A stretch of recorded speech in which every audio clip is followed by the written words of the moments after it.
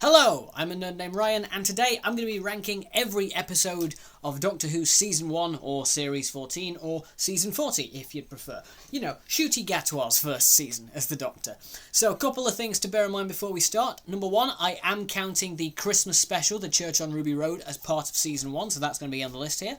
Mostly because when I rewatched all these episodes, I felt like rewatching the Christmas special, and I thought, well, I might as well put it in the list now that I've rewatched it. And the other thing is, I'm going to be counting Legend of Ruby Sunday and Empire of Death as one entry because it's a two-part story, and I class that just as one extra long episode, basically. So that gives us 8 in total to get through, so let's get into it. So at number 8, to the surprise of probably no one, is Space Babies. I think this is pretty much everyone's least favourite. From the rankings I've seen, this seems to be a lot of people's least favourite of this series. I think it's a bad series opener. I don't think it, I didn't really vibe with the tone of it. It was a bit too goofy, a bit too childish, a bit too silly for my taste personally. It really annoyed me every time the Doctor said, babies, space babies, which was every single time they spoke to the babies. Like, every time it's like, babies, space babies. I'm like, yes, we get it, Doctor. They are space babies. Well, you don't need to keep telling us. So that really annoyed me. The stuff, I did a review of this. I did a review of all these episodes, like a longer review of all these episodes, and all the stuff I said that I liked in the review for this episode, I still do like. The way that the Doctor sets up his past and tells Ruby about his past and his backstory as a way to, introduce new fans to the world of Doctor Who. Like, this is what it's all about. I think that was done really well. I like, quite a lot of the scenes where it's just the Doctor and Ruby and they're having more these kind of quieter moments, because the story is very fast-paced, but we have a few of these kind of quieter moments. Really like the scene where Ruby sees space for the first time. That's a really good scene. But mostly, I just don't like it. I don't like the concept of space babies. I think the fact that they've put kind of adult mouths onto real babies that move around weirdly, I think that's a distracting and off-putting effect. I don't mind the design of the bogeyman, but finding out what the bogeyman is kind of ruins that monster for me personally. And also, the solution, how they get the ship to the space station by basically releasing all the gas and making the ship just fart its way to the space station. It was too silly for me, this. I actually rewatched my review back for this, and I think I was a bit too nice to it. Like, I was trying to defend it, but I can't really defend this. This is a bad episode for me. I don't like it at all. Moving on, at number 7 we have Dot and Bubble. Now, Space Babies is an episode that annoyed me in a way that I don't think it was supposed to annoy me. This also had a character who was really annoying in Lindy, but I think Lindy is meant to be annoying. She's kind of written to be deliberately annoying, and then it turns out at the end she's worse than annoying.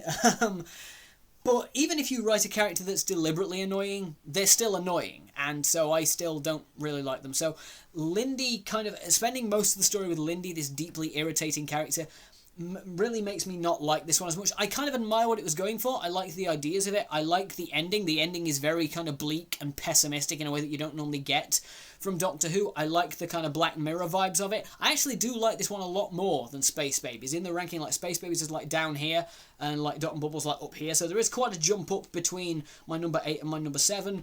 But of the episodes that I kind of liked, this is probably the one I'm going to rewatch the least. So really it's for that reason, the fact that I don't really like Lindy as a character. She's annoying and we spend a lot of time with her, and I'm annoyed for a lot of the episode.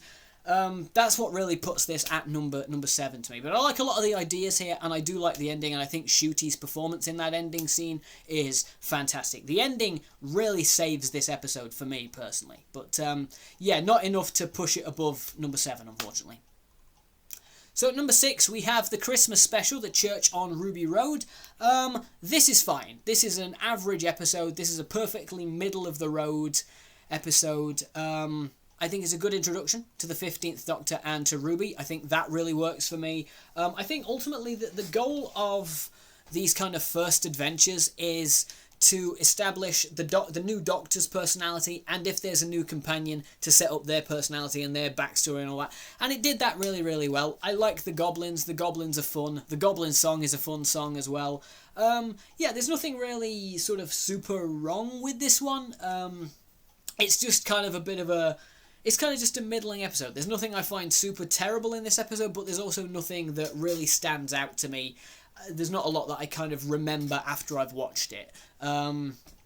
But yeah, I think for doing what it's supposed to do, for doing its job of, setting up the Doctor and setting up Ruby and setting up the, the various kind of plot threads and the various mysteries throughout the series, it did a pretty good job of that, and it is a fun little Christmas episode. So yeah, pretty average, nice middle of the road episode. It's here at number 6. So for my top 5 now, with the exception of my number 1 pick, which we'll get to, these are all pretty interchangeable. Like, I like all of these episodes really well, and next time I watch them, this order might change round, but this is just the order I've put them in today. But these are all pretty close. 5, 4, 3, and 2 are all pretty close in my ranking. But this is what I've gone with today. So at number 5, we have 73 Yards, the Dr. Light story, and also the kind of super ambitious, kind of deliberately ambiguous, very weird, very out there episode. I really liked it. I can see why this episode would be really divisive. I can see why some people would absolutely hate this one. I really liked it. I really kind of vibed with, the tone of this. I really liked what they were doing with it. I kind of like that it's sort of deliberately ambiguous, that we don't find out a lot of stuff, and that a lot of stuff is kind of open to interpretation. I enjoyed that. I think it's a bold episode to go with. So yeah, I like this overall. I think, they were kind of forced to do a Dr. Light story because Ncuti Gatwa had filming commitments on sex education, so if they had to do a Dr. Light story, I like that they kind of used that opportunity to tell something that was completely out there and completely unlike anything we'd seen in Doctor Who before.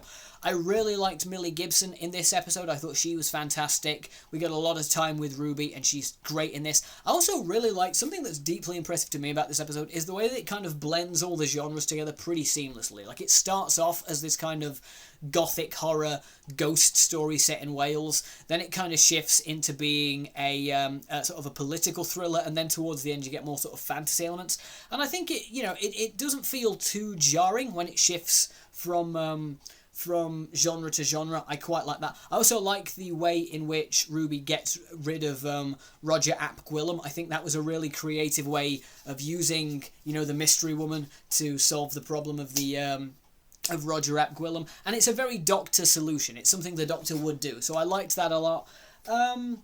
Yeah, it's an interesting episode. It's intriguing, but much like with Dot and Bubble, I can't see it being one that I would immediately jump to on a rewatch. I probably will rewatch it a few times, but maybe not as much as the episodes I've put above it, and rewatchability for me is a big factor in Doctor Who, so that's really the only reason that I've put it at number 5. Again, it might change next time I rewatch this whole season, who knows. But for now, I feel comfortable putting 73 Yards at number 5.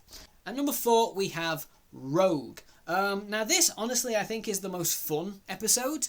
I had the most fun watching this when I first watched it, and I had the most fun rewatching it on my rewatch for this list. So a really fun episode, a really light episode, but just really kind of wacky fun that I kind of like from Doctor Who. This, I think, for me, this one is silly in a way that I vibe with, whereas Space Babies is silly and wacky in a way that I didn't really like, but this one works for me.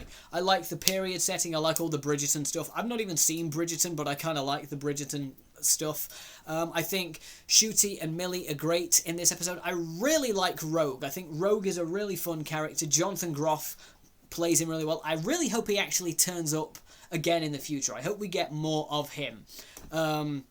Because he didn't die in the episode, technically, so I hope we get more of him. I really hope they kind of use him in the same way that they used to use, like, Captain Jack Harkness or River Song, where he's not in every episode, but he kind of pops up every now and then. I think that'd be a really interesting way to use him. He was great with the Doctor. One of my favourite scenes in this, a scene that made me laugh so hard both times I watched this episode, is the scene where Rogue and the Doctor are trying to cause a distraction. And Rogue's like, I can't improvise. And Doctor's just follow my lead. And he's like, how dare you, sir? And just like yelling at him and stuff. And Rogue's just stood there like, what do I do? Shit, I don't know. I don't know what to do. That scene's just really funny to me. I like that. I like their back and forth and their banter. It's really interesting. The stuff with Ruby is interesting as well as a B-plot. I don't think that's quite as strong as the stuff with Rogue and the Doctor, but it's still pretty fun and pretty enjoyable. I really like the monsters in this one as well. I think their design is very cool and very Doctor Who. So, yeah, overall, just a really fun episode. I can see this one becoming a comfort episode for me, honestly. And this being at number 4 is less because I don't like this one, and more because I think the top 3 were really, really good. And like I say, when I rewatch this, it might go up, it might change.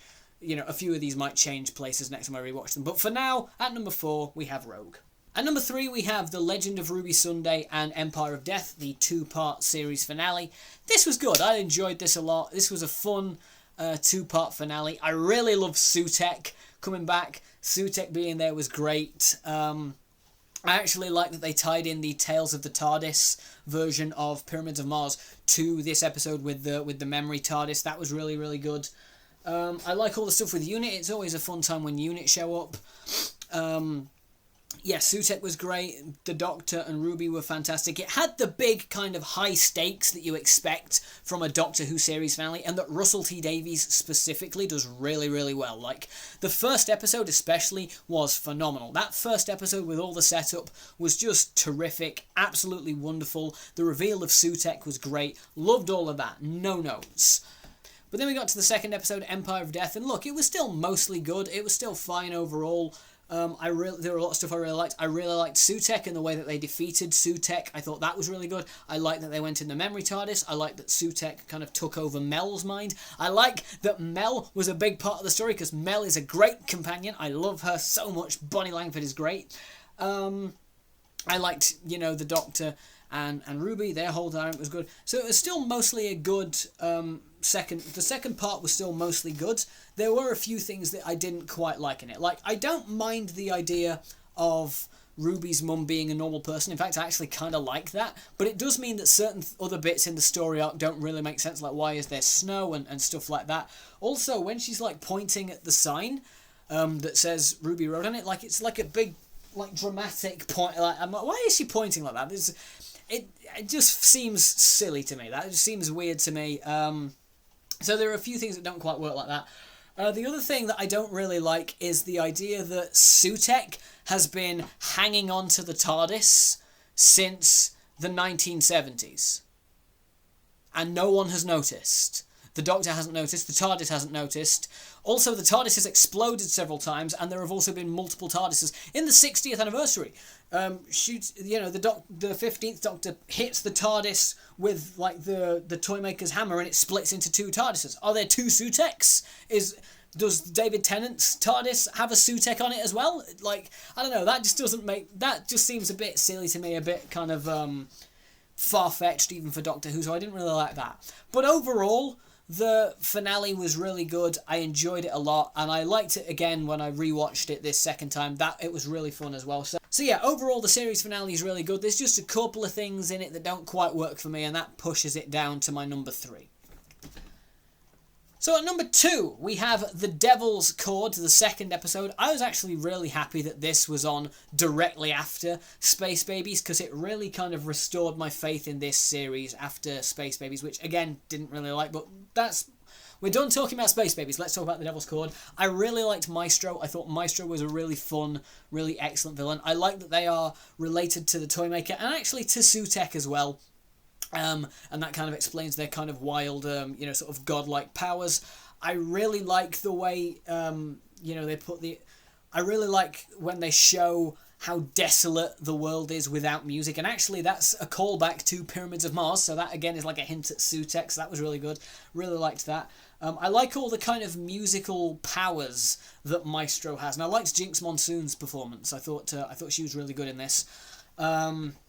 I hope that, much like Rogue, I hope Maestro comes back for future episodes, because I think they're just a really, really good villain. I also like how Maestro can randomly travel through pianos. That's just a cool power to me. They can just, like, pop out of pianos like, ha-ha! Like that. I just like that. That's just a fun power. I just liked that. I like the Doctor's solution where he makes, where he just gets rid of all the sound for a little while and just everything's silent for a few moments, and then Maestro, manages to reverse that with their own powers. So that was really interesting. It was a really well directed episode as well. Just a really fun story.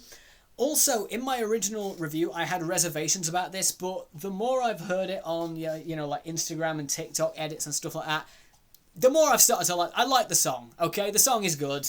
Again, I still don't know why it's quite in there. It feels like just we've run out of story. Here's an extra scene of just a music video, but it is a good song. It's a really fun song. I like it. There's always a twist at the end. It's pretty fun. I like it more now than I did when I first watched the episode.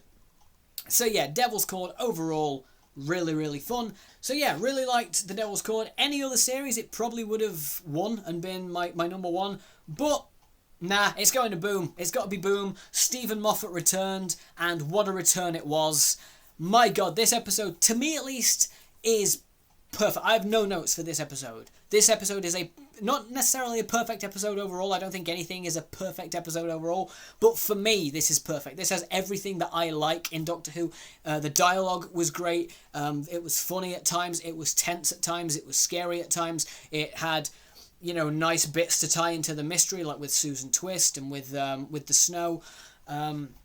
It had high stakes. I really liked the technology. I liked the kind of the capitalism kind of idea, which is similar to what Moffat did in Oxygen, but just different enough to make it interesting here. I like the fact that the landmine is not just based on movement, but also kind of like things like heart rate and anxiety. That's really interesting. That was cool. I liked that a lot. I like the ambulance and all the supporting characters. I really liked Mundy. Mundy was such a good character. I thought she was excellent. I know that the actress who played her is the new companion for the next series, so I'm really looking forward to seeing what she does as a regular companion, because she was really good in this guest spot here. Boom, it had everything that I like from Doctor Who. Like, I love Boom. Like, all of the episodes in this season I've watched at least twice.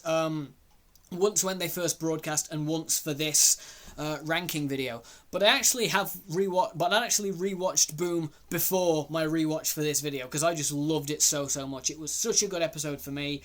Again, it's Stephen Moffat, and I know some people really don't gel with Stephen Moffat's writing style, and that's fine. But for me, I'm a fan of Stephen Moffat. I think when he's good, he's phenomenal, and this, for me, was a phenomenal Stephen Moffat episode. I really liked it. It's easily my favourite of Season 1/Series 14/Season 40. So that's going to wrap it up for my ranking of Season 1/Series 14/Season 40.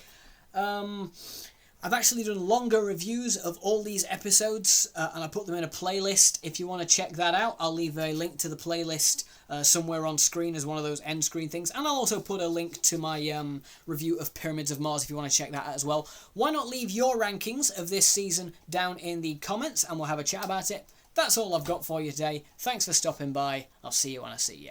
Bye.